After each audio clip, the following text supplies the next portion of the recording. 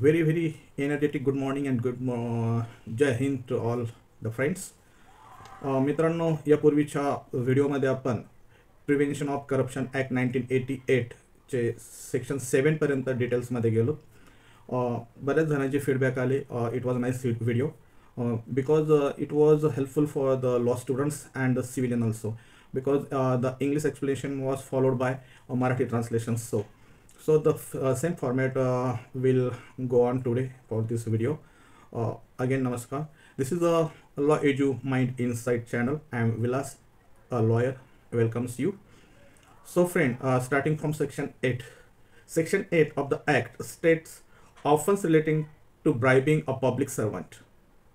The subsection 1 says that any person who gives or promise to give an undue advantage to another person or person with intention.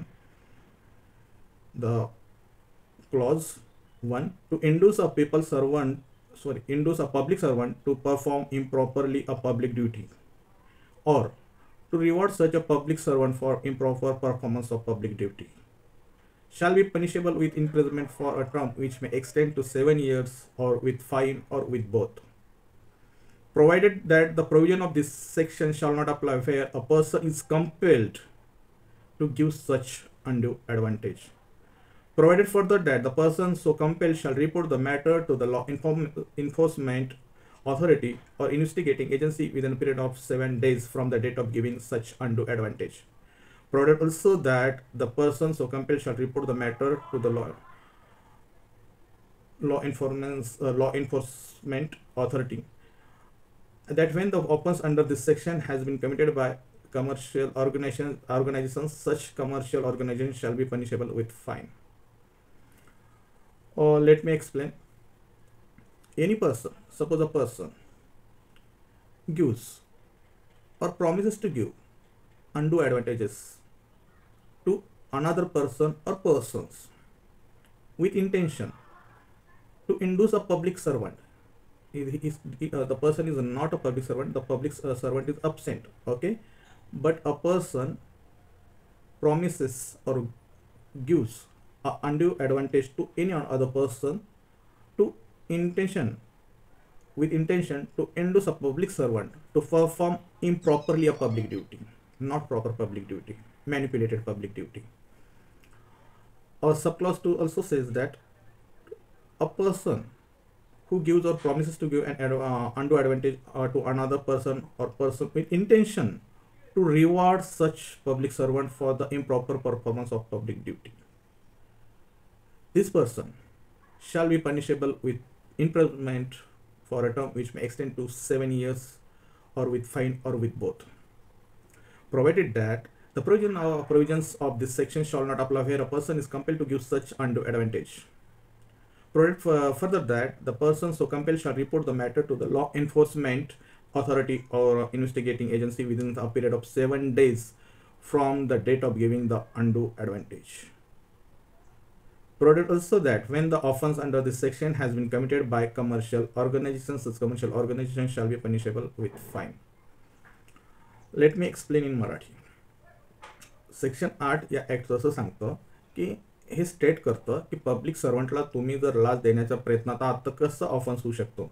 तर एक व्यक्ती एखाद्या व्यक्तीला देते किंवा वचन देते एक अनुचित फायदा देण्याचं, म्हणजे लाच देण्याचं, एका व्यक्तीला किंवा अनेक व्यक्तींना देते किंवा प्रॉमिस करते, वचन देते, अनडू ॲडव्हान्टेज देण्याचं, लाच देण्याचं एका हेतूने. तर पहिला हेतू कोणता? एखाद्या पब्लिक सर्वंटला इंड्यूस करायचं, प्रवृत्त करायचं त्याची ड्युटी इम्प्रॉपर करायला, त्याची जी प्रॉपर ड्युटी आहे ती इम्प्रॉपरली करायला, इंड्यूस करण्यासाठी. आणि सेकंड सब क्लॉज काय म्हणतो? सेक्शन 8 सबसेक्शन 1 क्लॉज 2 काय म्हणतो? टू रिवॉर्ड करण्यासाठी. इम्प्रॉपर ड्युटी केली असेल त्या पब्लिक सर्वंटनं, त्याच्याबद्दल रिवॉर्ड करण्यासाठी जर एखादा अनडू ॲडव्हान्टेज एक व्यक्ती दुसऱ्या व्यक्तीमार्फत त्या पब्लिक सर्वंटला देण्याचा प्रयत्न करते किंवा देते किंवा प्रॉमिस करते, तर असा व्यक्ती पनिशेबल ठरतो. त्याची पनिशमेंट काय असते? तर इम्प्रिझनमेंट, तुरुंगवास, जो की 7 वर्षापर्यंत एक्सटेंड होऊ शकतो, किंवा दंड, किंवा दोन्ही. पण यामध्ये एक सुधारणा आहे ती प्रोव्हाइड केलेली आहे. प्रोव्हाइडेड फर्दर दॅट आपण जे उल्लेख केला त्यामध्ये जर त्या व्यक्तीला कंपेल केलं गेलं असेल, बंधन टाकलं गेलं असेल, दबाव आणला असेल असं अंडू ॲडव्हान्टेज प्रॉमिस करण्याचा देण्याचा, तर त्या व्यक्तीवर असा गुन्हा नोंदवला जाणार नाही. बट फर्दर प्रोव्हाइडेड दॅट जर अशा व्यक्तीला कंपेल केलं, दबाव आणला असं अंडू ॲडव्हान्टेज देण्याचा, तर त्या व्यक्तीला लॉ एन्फोर्समेंट डिपार्टमेंट असेल किंवा इन्व्हेस्टिगेशन एजन्सी असेल, जी ऑथॉरिटी असेल, त्यांना 7 दिवसाच्या जो अंडू ॲडव्हान्टेज त्यांनी प्रोव्हाइड दिला त्या 7 दिवसाच्या आत रिपोर्ट केलं गेलं पाहिजे, नाही तर तो सुद्धा या गुन्ह्यास पात्र ठरतो. मग भलेही तो ते काम हो ना हो, पण हे तो पात्र ठरतो. आता सेक्शन 8चं सबसेक्शन 1 आपण बघितले. सबसेक्शन 1 मधले क्लॉजेस 1 and 2 सुद्धा बघितले, त्याचं प्रोव्हिजन्स बघितलं पुढचे. आता section 8 subsection 2. Nothing in subsection 1 shall apply to person if the person, after informing a law enforcement authority or investigation agency, gives or promises to give any undue advantage to another person in order to assist such law enforcement authority or investigation agency in its investigation of the offense alleged against the latter. म्हणजे असा व्यक्ती ज्याला या investigation एजन्सीनं किंवा law enforcement ऑथॉरिटीनं असंच करायला सांगितलं की तू याला अंडू ॲडव्हान्टेज देण्याचं दे किंवा प्रॉमिस कर, कारण तो त्यांचा इन्व्हेस्टिगेशनचा भाग आहे, त्यांना इन्व्हेस्टिगेशनमध्ये मदत करण्यासाठी. आपण बघतो कधी कधी पोलीस किंवा हे ज्या एजन्सीज असतात ते एक फेक ग्राहक तयार करतात. समजा एखादा इलिगल लिकर डीलर पकडायचा आहे किंवा एखादा पब्लिक सर्वंटला लाच घेताना पकडायचा, एक फेक क्लायंट, एक मॅन्युप्युलेटेड एक सेट क्लायंट तयार केला गेलेला असतो, जो की लाच देण्याचा आमिष वगैरे दाखवतो आणि तो यांना अडकवतो, लाचखोर अधिकाऱ्यांना कर्मचाऱ्यांना अडकवतो. तर हा जो पर्सन आहे त्याच्या विरुद्ध त्या अधिकाऱ्याला किंवा त्या दुसऱ्या अपोजिट पार्टीला सू नाही करता येणार, त्याला म्हणजे कोर्टमध्ये खेचता येणार, त्याच्यावर केस दाखल करता येणार, कारण तो मदत करत होता लॉ एन्फोर्समेंट ऑथॉरिटीला आणि इन्व्हेस्टिगेशन एजन्सीला. तर आशा करतो समजला. पुढे जाऊया. सेक्शन 9 आपण डिटेलमध्ये मुद्दाहून पाहतो because it's useful for law student. Section 9 offence relating to bribing a public servant by a commercial organisation. एखादं व्यावसायिक संघटना असेल त्याच्याकडनं पब्लिक सर्वंटला जर ब्राईब केल्या जात असेल, लाच दिल्या जाण्याचा गुन्हा घडत असेल, तर ते काय, हे डिटेल्समध्ये सेक्शन 9 आपल्याला सांगतं. Section 9 subsection 1. Where an offense under this act has been committed by a commercial organization, such organization shall be punishable with fine if any person associated with such commercial organization gives or promises to give any undue advantage to a public servant intending to obtain or retain business from such commercial organization, or subclause B, to obtain or retain an advantage in the conduct of business for such commercial organization, provided that it shall be a defense for the commercial organization to prove that it had in a place adequate procedure in compliance of such guidelines as may be prescribed to prevent person associated with it from undertaking such conduct. आता याला explain कसं करता येईल की बघा, एक commercial organisation आहे आणि त्या कमर्शियल ऑर्गनायझेशननं सेक्शन 7 आणि सेक्शन 8 अंतर्गत जर गुन्हा केला आहे, आता ऑर्गनायझेशन म्हटल्यावर कोणाला गृहीत धरावं, तर त्या ऑर्गनायझेशनला फाईन पडतं. कंपनी असेल, काय म्हणतात त्याला, पार्टनरशिप फर्म असेल, 1 पर्सन कंपनी असेल, त्याला फाईन पडतो. आणि जो पर्सन त्या ॲक्टिव्हिटीसाठी लायबल असेल त्याला सुद्धा यासाठी लायबल, त्याच्या अगेन्स्ट सुद्धा ट्रायल सुरू होऊन जाते. पण त्याचं इंटेन्शन काय असतं की ते एक त्या ऑर्गनायझेशनसाठी काहीतरी बिझनेस गेन करणं किंवा काहीतरी फायदा मिळवणं, ॲडव्हान्टेज मिळवणं, अंडू नाही म्हणता ना, ॲडव्हान्टेज मिळवणं, पण अंडू ॲडव्हान्टेज प्रोव्हाइड करून पब्लिक सर्वंटला. तर अशा ऑर्गनायझेशनला, कमर्शियल ऑर्गनायझेशनला हेवी पेनल्टी ने पनिश केलं जातं आणि तो जो असतो person responsible for that act is punishable under this sections. Okay. Commercial organisations कोणते असू शकतात हे सेक्शन 9 सबसेक्शन 3 मध्ये सांगितलेलं आहे. Section 9 subsection 3 clause A. Commercial organisation means a body which is incorporated in India and which carries on a business whether in India or outside India.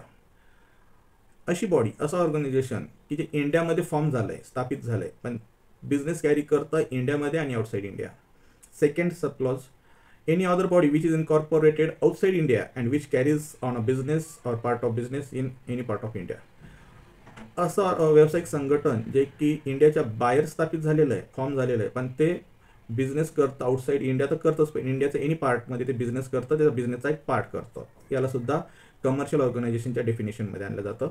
Third, a partnership from or any association of person forms in India and which carries on business whether in India or outside India. Partnership form सुद्धा यामध्ये येते, जी की इंडियामध्ये स्थापित झाली आणि तिचा business ती इंडियामध्ये आणि आउटसाइड इंडिया करते.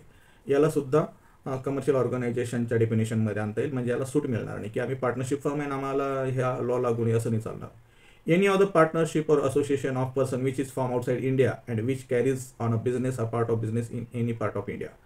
सेम रेसिप्रोकल, हे इंडियामध्ये म्हणजे सबक्लॉज 3 मध्ये इंडियामध्ये पार्टनरशिप फॉर्म स्थापित झाली आणि इंडियामध्ये आणि इंडियाच्या बाहेर ते बिझनेस कॅरी करते, ते त्याला सुद्धा हा लॉ ॲप्लिकेबल आहे.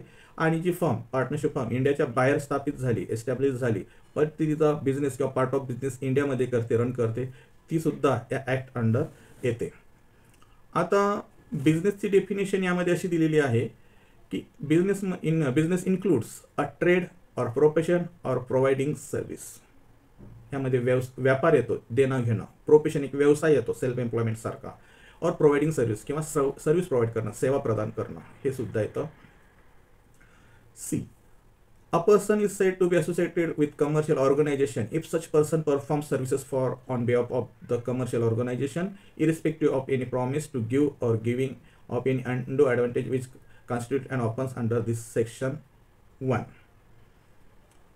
बघा, असा पर्सन की कोणत्या पर्सनला या ऑर्गनायझेशनचा पर्सन म्हणता येईल, रिस्पॉन्सिबल पर्सन, जो की या ऑर्गनायझेशनसाठी काम करतो. मग तो त्याच्या पदावर असो नसो, पण डिरेक्टली किंवा इनडायरेक्टली त्याच्यासाठी तो काम करतो. मग तो एजंट असू शकतो त्यांचा. जसं की आता LIC पकडा, LIC ही एक कंपनी आहे. आता त्यांचे जे एजंट्स आहेत ते त्यांचे असे एम्प्लॉई नाही आहेत, परमनंट एम्प्लॉई नाही आहेत, ते एजंट्स आहेत. पण ते एजंट मार्फत जरी काही मग आता तो अंडो इन्फ्लुअन्स तर करणार नाही, अंडो ॲडव्हान्टेज देणार नाही, मे बी देऊ शकतील काही मिळवण्यासाठी, तो पार्ट वेगळा. पण तो LIC एजंट जर काही LIC कंपनी रिलेटेड काही ऑफन्स करतो, तो LICने केला असं मानला जातो. तो पर्सन सुद्धा तेवढाच रिस्पॉन्सिबल राहतो आणि ती कंपनी सुद्धा. LIC फक्त एक एक एक्झाम्पल, हे म्हणजे लिगलसाठी नाही, किंवा एक कुठली कंपनी घेऊ आपण, ते ओमिट करूया. LIC एक फॉर एक्झाम्पल, कुठली कंपनी, त्याचा एक एजंट आहे, तो एम्प्लॉय नाही आहे, पण त्या एजंट्स त्या कंपनीच्या बिहाफ तो काम करतो आणि त्याच्याकडनं काही ऑफन्स घडतो, तर तो इंडिव्हिज्युअल तो तर जबाबदार असतोच, पण ती कंपनीसाठी तो काम करतो ती सुद्धा जबाबदार असते. म्हणजे कमर्शियल ऑर्गनायझेशन सुद्धा जबाबदार असते, असं हा सबसेक्शन म्हणतो. तर section 10 of the act, person in charge of commercial organisation to be guilty of offence. म्हणजे कमर्शियल ऑर्गनायझेशनचा इन्चार्ज असलेला पर्सन त्याला गिल्टी केव्हा मानलं जाऊ शकतं? Where an offence under section 9 is committed by commercial organisation and such offence is proved in the court to have been committed with the consent or convenience of any director, manager, secretary or other officer shall be of the commercial organization. Such director, manager, secretary or other officer shall be guilty of the offense and shall be liable to be proceeded against and shall be punishable with imprisonment for a term which shall not less than 3 years but which may extend to 7 years and shall also be liable to fine. बघा, एखाद्या ऑर्गनायझेशनच्या विरुद्ध गुन्हा सिद्ध झाला section 9 of this act, under section 9 of this act organisation guilty found झाली आणि त्यात असं कळलं की या कमर्शियल ऑर्गनायझेशनचा डायरेक्टर असेल, मॅनेजर असेल, सेक्रेटरी असेल, यांच्या कन्सेंटनं हा ऑफन्स घडलेला आहे, तर हे जे पर्सन्स मी इथे म्हटलं, डायरेक्टर, मॅनेजर, सेक्रेटरी, यांना रिस्पॉन्सिबल मानलं जातं त्या गुन्ह्यासाठी आणि यांच्या अगेन्स्ट प्रोसीड केलं जाते आणि यांनासुद्धा पनिश केलं जातं, ज्याची इम्प्रिझनमेंट मिनिमम लिमिट आहे 3 इयर्स, एक्सटेंड केलं जाते मॅक्सिमम 7 इयर्स आणि फाईनसुद्धा याच्यासाठी होतो. सेक्शन 11 खूप महत्त्वाचं आहे, मला वाटतं आपण सेक्शन 11 आणि 12 बघू आणि थांबूया आजच्या व्हिडिओमध्ये. Section 11, public servant obtaining undue advantage without consideration from person concerned in proceeding or business transacted by such public servant. Whoever, being a public servant, accepts or obtains or attempt to obtain for himself or for any other person undue advantage without consideration or for a consideration which he knows to be inadequate from any person whom he knows to have been or to be likely to concern in any proceeding of or business transacted or about to be transacted by such public servant, or having any connection with the official function or public duty of himself or any public servant to whom he is subordinate, or for any person who he knows the interested or related to the person concerned, shall be punishable with imprisonment for the term which shall not less than 6 months but which may extend to 5 years, or shall also be liable to fine. खूप मोठं वाचन झालं, खूप मोठं section आहे, पण समजायला खूप सोपं आहे. मी एक्सप्लेन करतो. बघा, समजा, फक्त समजूया की ए नावाचा पर्सन एक अधिकारी आहे. आता त्याच्या अधिकार क्षेत्रामध्ये काही बिझनेसमॅन येतात, काही ट्रेडर्स येतात. असं समजूया त्याच्या कोण्या नातेवाईकाचं मुलाचं किंवा मुलीचं लग्न आहे, आणि मग त्याला बिछायत लागते.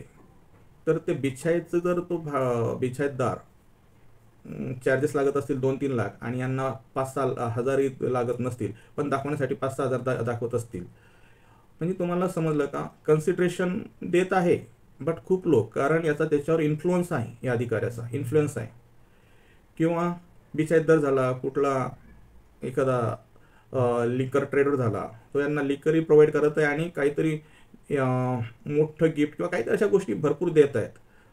म्हणजे इनडायरेक्टली ब्राईब करणं झालं, इन्फ्लुअन्स वाढवणं झालं. असे सुद्धा अधिकाऱ्यांनी आता सावध राहिलं पाहिजे. काहीही चालणार नाही की आम्ही ब्राईब घेतली नाही. ब्राईब ती कोणत्याही स्वरूपात असू शकते, की तुम्ही काही देणार नाही आणि त्याच्याकडनं फायदा घ्याल काहीतरी दुसऱ्या पद्धतीनं, तेही चालणार नाही. असं जर कन्व्हिक्ट झालं, असं जर सिद्ध झालं, तर कमीत कमी 6 महिन्याची सजा होऊ शकते, तुरुंगवास होऊ शकतो, आणि मॅक्सिमम 5 वर्षापर्यंत ते वाढू शकतं, एक्सटेंड केलं जाऊ शकतं, आणि फाईनसुद्धा होऊ शकतो. तसेच section 12, punishment for abetment of offence. Abetment, प्रवृत्त करणे. हा ऑफन्स करण्याला कोणी थर्ड पार्टी प्रवृत्त करत असेल, ना पब्लिक सर्वंट, ना लाच देणारा, ना घेणारा, पण थर्ड पार्टी असेल कोणी, पण हे सर्व घडून आणत असेल.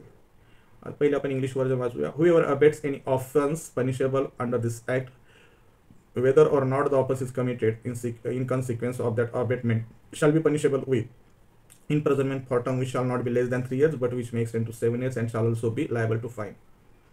जर एखादा व्यक्ती प्रवृत्त करत असेल गुन्हा, या ऍक्ट अंतर्गत होणारा गुन्हा घडायला, तो गुन्हा घडो किंवा ना घडो, पण तो प्रवृत्त करत होता, लाच देण्यासाठी किंवा लाच घेण्यासाठी प्रवृत्त करत होता, हे असं सिद्ध जरी झालं की हा प्रवृत्त करत होता, इंड्यूस करत होता, म्हणजे लालच देत होता, त्याचा स्वतःचा वैयक्तिक फायदा नाही, दुसऱ्याकडनं या पब्लिक सर्वंटला, म्हणजे हा थर्ड पार्टी आहे, अबेट करत होता, फक्त घडून आणत होता की मी तुला हे लायसन्स मिळवून देतो, तू एवढे पैसे या साहेबांना द्यायचे, आणि त्या साहेबाला सांगतो साहेब याला लायसन्स द्या, मी एवढे मिळवून. हा प्रयत्न करताना जरी तो कन्व्हिक्टेड झाला, सिद्ध झाला, तर हा सुद्धा गुन्हा आहे, आणि त्याला म्हणजे कमीत कमी 3 वर्ष आणि जास्तीत जास्त 7 वर्ष तुरुंगवासाची शिक्षा आहे. So friends, to be continue. It's enough for today. Thanks for watching.